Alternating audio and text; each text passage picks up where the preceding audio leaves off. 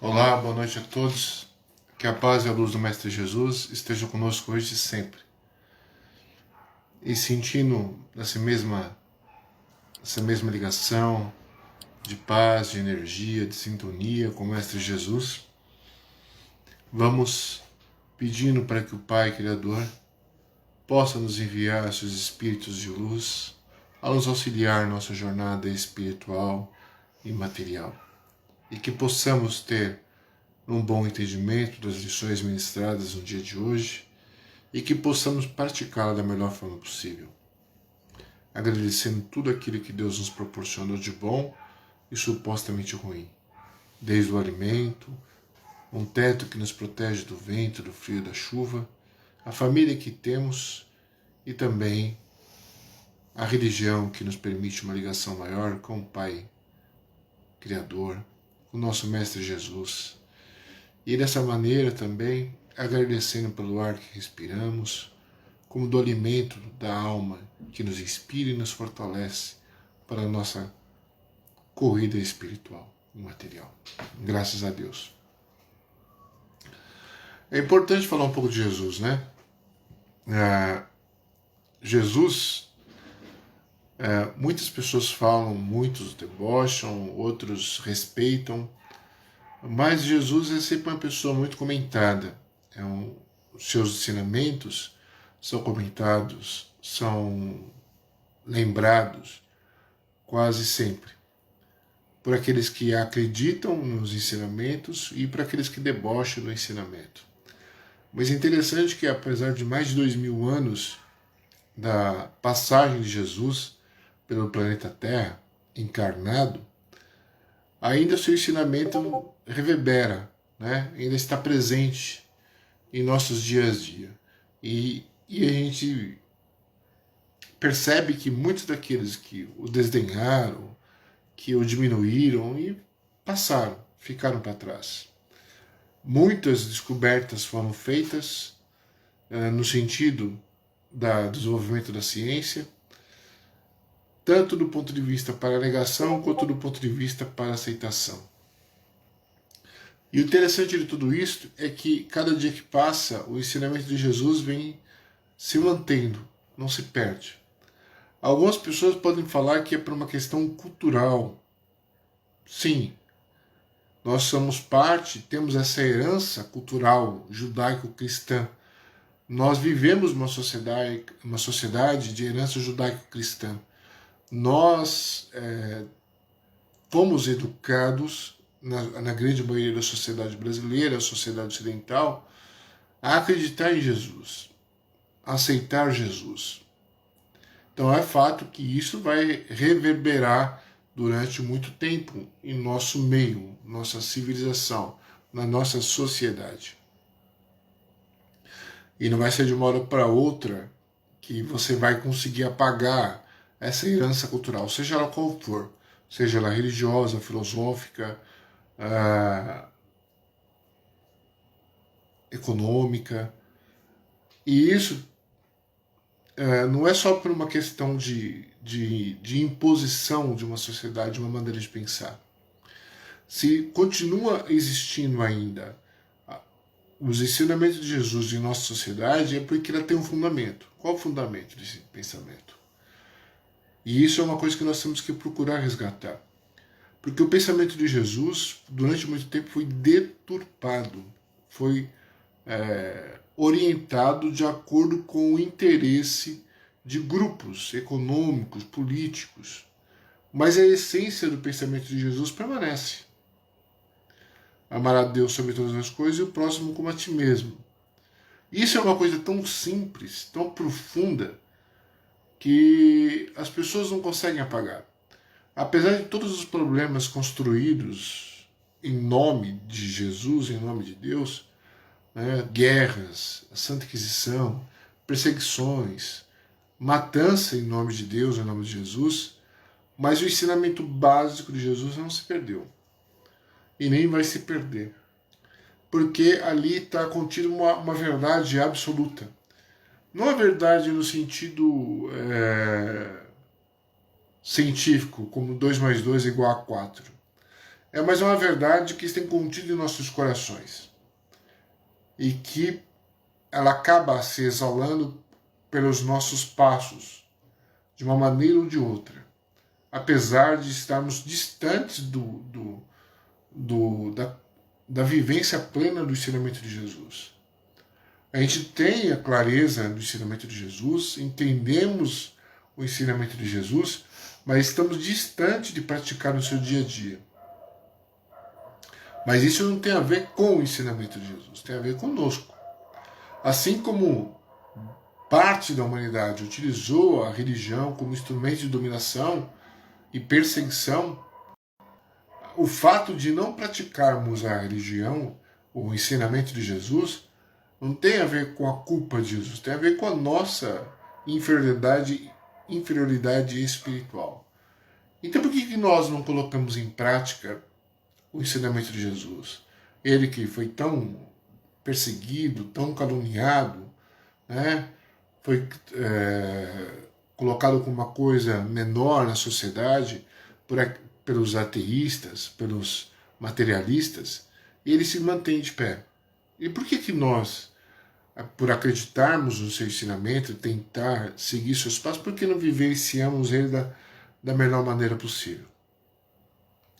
Isso tem a ver com um instinto ainda de autopreservação que todo animal tem e nós temos. Né? Nós não rompemos pouco tempo com a animalidade mais profunda. Estamos no reino hominal ainda, não chegamos no reino angelical. Então há traços desse instinto em nós.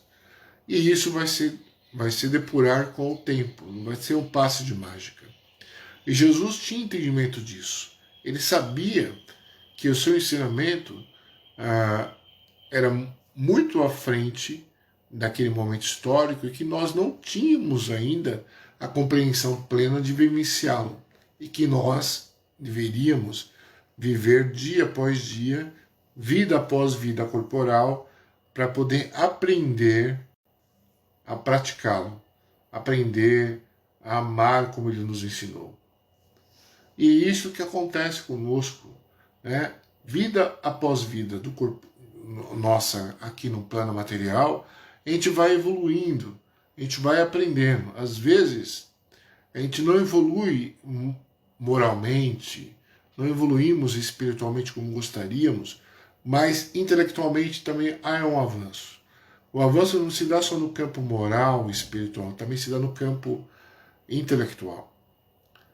E às vezes o campo intelectual é mais fácil que o campo moral, que o campo espiritual. E aí ele tinha esse entendimento, ele tem esse entendimento, ele passou esse entendimento para nós. Tanto que ele falou que iria enviar o Espírito da Verdade para nos relembrar tudo aquilo que ele tinha nos ensinado e para aprofundar os seus ensinamentos. E esse Espírito da Verdade se encontra no Espiritismo, através da lei da reencarnação, principalmente. Aí nós vamos compreender, de fato, o porquê estamos nessa situação ainda longe do ideal. Apesar de sermos sujeitos coletivos, vivemos de uma maneira individualista, sem se preocupar com o outro em si. Nós, muitas vezes, quando eu digo nós seres humanos, o coletivo, né? Nós temos esse entendimento, podemos ter esse entendimento das ideias de Jesus, do ensinamento de Jesus. A gente vai para as igrejas ou vai para o centro espírita, ficamos emocionados com a palavra, ou ficamos emocionados com uma música como essa do Roberto Carlos, que foi uma psicografia de Chico e Emmanuel. Ficamos emocionados com a palavra de um padre ou de um pastor, mas saímos do recinto espiritual, ou daquele pequeno transe espiritual, e esquecemos de praticar no dia a dia. Nos abraçamos, mas e lá fora? O que nós fazemos? No mundão de Deus aí, o que fazemos no dia a dia?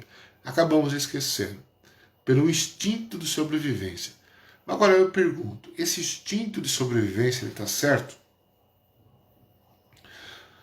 O instinto de sobrevivência é que nos trouxe até aqui, biologicamente falando, que ajuda a nossa conservação do corpo físico, a nossa estrutura. Mas esse instinto de preservação do corpo físico, ele tem um limite, e nós temos que avançar nesse limite para passarmos do campo do ponto de vista do instinto de preservação do corpo para o instinto de amar o próximo, que também está em nós. Como assim está em nós? Do ponto de vista científico, há uma descoberta muito importante que todos os animais, eles têm esse instinto de coletividade. E quanto mais frágil é o animal, do ponto de vista biológico, mais ele tem a necessidade do trabalho coletivo para a autopreservação da espécie. E o homem, do ponto de vista biológico, é um dos seres mais frágeis que existe. Nós, quando a gente nasce, a gente não consegue ficar de pé. Diferente de um potrinho, de um cavalo que nasce. O cavalo que nasce, ele já aprende rapidamente a ficar de pé, porque há uma necessidade de preservação da vida dele, e que depende de ficar de pé para fugir dos predadores. O filhote de tubarão, quando nasce, ele imediatamente sai de perto da mãe dele, senão ele vira moço. Ele sai nadando rapidamente. E nós? Nós não, dependemos. É uma gestação longa, de 9 meses, uma das mais longas dos animais, entre os animais. Depois disso, nós nascemos sem dente, careca, sem enxergar direito e só choramos. E nós dependemos visivelmente da ajuda das pessoas que estão ao nosso redor, dos nossos pais, dos nossos parentes, dos nossos amigos, para vivermos. Então, a vida humana é necessariamente gregária, coletiva. E o que nos levou até esse instante foi exatamente o estado de empatia, da preocupação com o outro, porque essa união que nos faz forte. Não é o isolamento que nos faz forte. Não é que nem um urso que nasce forte e luta por seu território imediatamente. Isso existe na espécie humana, sim, né? Mas esse estilo de vida está levando a gente para uma situação muito complicada, que é desagregador. Não é agregador, é desagregador. Então a gente sempre está elogiando mais forte, aquele que tem mais bens materiais, aqueles que têm destaque na sociedade pela posse dos bens, ou destaque econômico, destaque social, destaque cultural, mas esquecemos do elemento agregador. E Jesus nos ensinou esse elemento agregador. Ele não ensinou a competir entre nós exageradamente. Mas Sérgio, biologicamente, quando o esperma, quando o homem e a mulher têm uma relação amorosa e há uma ejaculação do homem, o esperma corre na frente. E o esperma o espermatozoide mais forte, mais apto, ele vai vencer a corrida do ponto de vista biológico. E vai lá entrar no óvulo para fecundar. Bom, beleza, até aí tudo bem. Mas e depois disso? O que promoveu a nossa chegada até aqui, do ponto de vista biológico, foi exatamente o trabalho coletivo. Porque nós, frágeis do jeito que estamos, tínhamos que nos esconder dos animais ferozes, tivemos que desenvolver a inteligência em coletivo e o espírito de equipe. E isso deixamos de praticar, né? E hoje estamos numa sociedade em que privilegia, sim, o sujeito isoladamente e não o coletivo. E isso está trazendo um problema de desarmonia na humanidade muito grande. Mas Jesus já nos ensinou a necessidade de amar ao próximo como a ti mesmo. Ora, pois bem, vivemos numa sociedade em que que é necessário trabalhar e é importante. Qualquer sociedade, seja lá anarquista, socialista, capitalista ou qualquer outra coisa que possa surgir no futuro, todos nós precisamos trabalhar para poder sobreviver. Mas o trabalho individual não nos fortalece, mas nos enfraquece. Conforme nós vamos ajudando uns aos outros, nós vamos nos fortalecendo e vamos construindo uma corrente muito grande. Inclusive do ponto de vista científico. As pessoas, isso no campo da psicologia, ocorreu um estudo em que as pessoas que doam seu tempo para ajudar o próximo, né, na frente de grandes calamidades, o espírito de empatia aumenta no ser humano. E conforme nós somos solidários uns com os outros, nós passamos a ser mais felizes. E quando aquele sujeito que do ponto de vista da sociedade ocidental se destaca, ter uma vida do ponto de vista material muito boa, mas está isolado, ele não está feliz. Porque a felicidade não é medida por aquilo que você tem, mas por aquilo que você é de fato. E nós sentimos felizes e há um espírito maior de solidariedade e nessa felicidade. Ela se multiplica, isso é comprovado. Podemos fazer experiência com nós mesmos. Quando a gente vai para a rua, distribui sopa para os moradores de rua, ou quando a gente vai fazer um ato de apoio aos idosos no Largo da Mariana, nós nos sentimos mais felizes. Quando estamos num centro ou numa igreja e lá vibramos por toda a humanidade, pedindo paz, pedindo harmonia, nós nos sentimos felizes. Então alguma coisa está errada, bem claro aí. Ou Jesus está certo, eu acredito que está, né? Ou nós, pelo estilo de vida que estamos levando, está errado. Eu acredito que nosso estilo de vida, que foi construído historicamente, tem que ser mudado. E é necessário construir um espírito de solidariedade urgente, porque o que nós estamos fazendo com nós mesmos, vivendo trancado, construindo verdadeiras fortalezas em nossas casas, não nos ajudará a vivermos em coletivo. Isso ajuda a proteção biológica, mas do ponto de espiritual está nos tornando doente. As pessoas estão tendo cada vez mais problemas mentais, como depressão, síndrome do pânico, esquizofrenia, que é transtorno bipolar, que é falado hoje em dia. E aí nós temos a necessidade de modificar.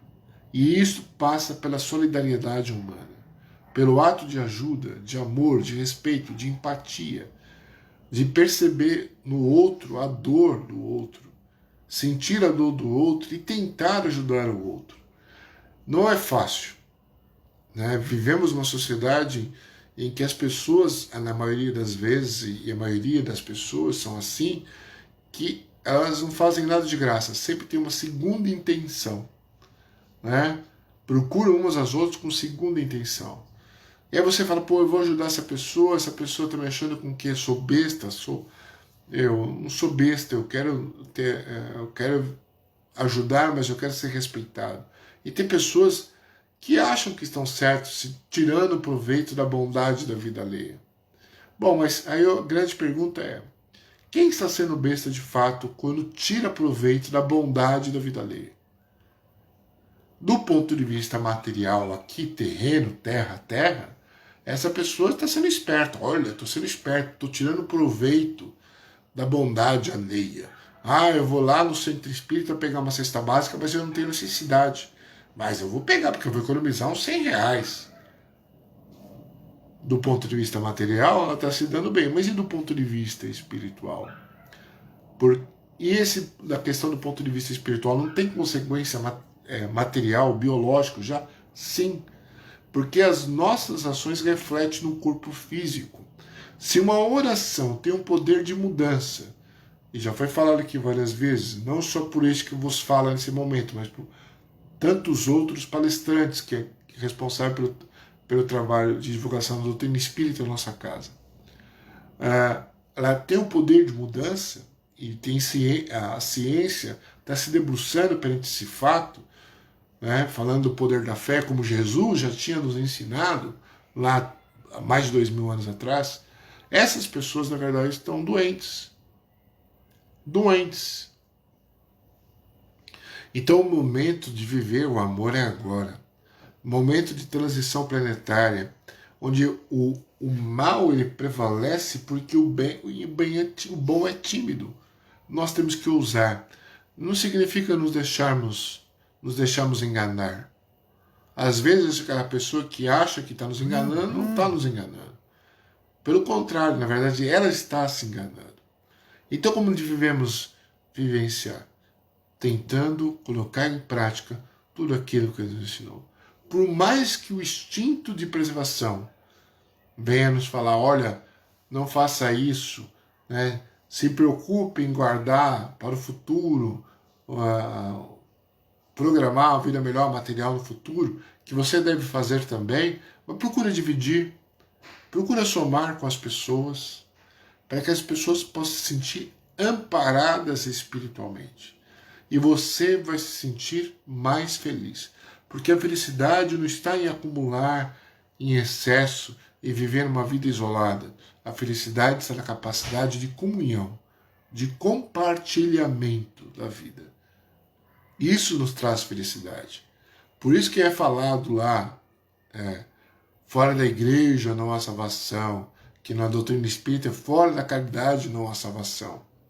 Porque o ato de conviver em comunidade e compartilhar, ser caridoso, né? Ser fraterno, ajudar o próximo, isso vai lhe trazer a felicidade.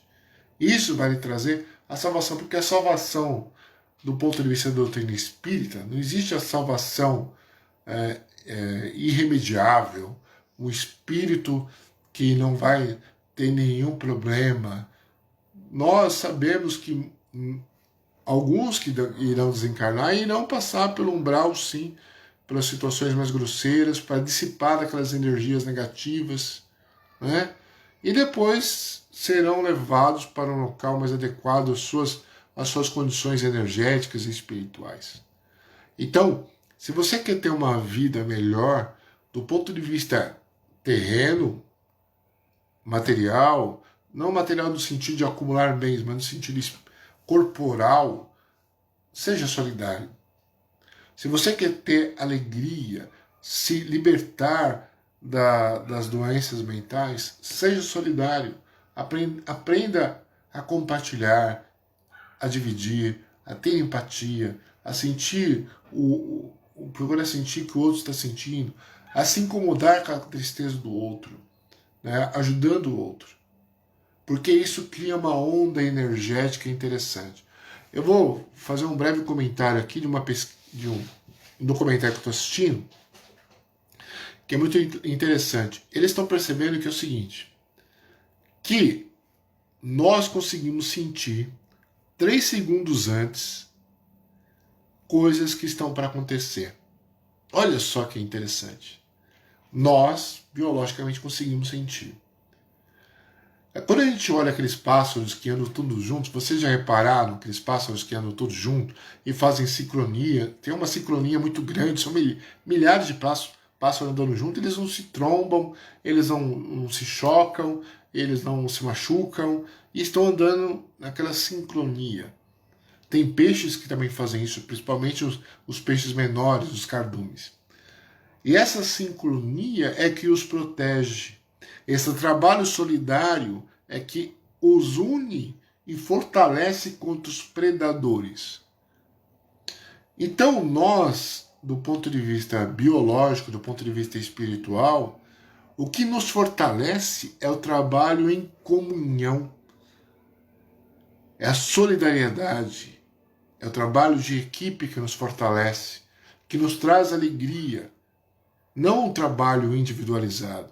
Se nós somos capazes de sentir 3 segundos antes coisas que podem nos acontecer, isso, os caras estão percebendo isso instintivamente no homem, significa que nós conseguimos ter uma certa conseguimos prever algumas coisas instintivamente, e que isso nos dá um sentido de equipe humano, e que a nossa energia espiritual, a nossa energia pensamento, nossa forma de pensamento, se comunica no planeta inteiro, e que isso provoca tanto desarmonia quanto harmonia. E isso é interessante que a doutrina espírita já fazia isso, quando fazendo as orações, a vibração, as vibrações pelo planeta, a vibração pela paz, a vibração pelas instituições de caridade, pelas religiões. E isso demonstra que tem interferência no planeta. Tem interferência no planeta. Olha só que interessante. Então nós temos que ter esse sentimento de que estamos no caminho correto. Que o caminho da solidariedade, do amor, aquilo que Jesus nos ensinou numa simples frase, amar a Deus sobre todas as coisas e amar o próximo como a ti mesmo, é o caminho para a nossa elevação, para a nossa transformação espiritual, do qual nós temos que nos apegar e temos que procurar praticar. Por mais que doa, por mais que às vezes sejamos hostilizados para aqueles que não compreendem, ou até mesmo as pessoas vêm querer tirar proveito da nossa tentativa de sermos bons. Porque essas pessoas, na verdade, elas são sofredoras, elas precisam mesmo de apoio, de fraternidade. Porque lá no futuro, isso vai lhe prejudicar de uma maneira muito enorme, que vai pesar a sua consciência.